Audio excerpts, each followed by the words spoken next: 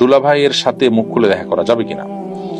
অবশ্যই দেওয়া যাবে না। আলহামদুল মউত নবী সাল্লাল্লাহু আলাইহি ওয়াসাল্লাম বলেছেন, দেবর এবং শালিকা এরা মৃত্যুকে যেরকম মানুষ ভয় পায়, এদের থেকে বিপরদিকের ব্যাপারে এরকম ভয় করা উচিত, কারণ এখান থেকে ক্ষতি এবং গুনাহের আশঙ্কা অনেক বেশি থাকে। সেজন্য দুলাভাইয়ের জন্য শালিকার সাথে দেখা দেওয়া নাজায়েজ হারাম কাজ, একইভাবে শালিকার জন্য দুলাভাইয়ের সাথে দেখা দেওয়া নাজায়েজ এবং হারাম কাজ।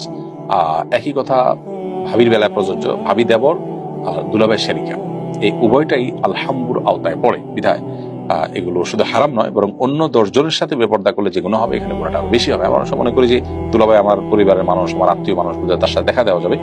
এখানে আরো কঠোর ভাবে দেখা দেওয়া যাবে না যদি তিনি বালেগ অথবা মুরাহাকা হন, অর্থাৎ বালেগ হওয়ার কাছাকাছি হন।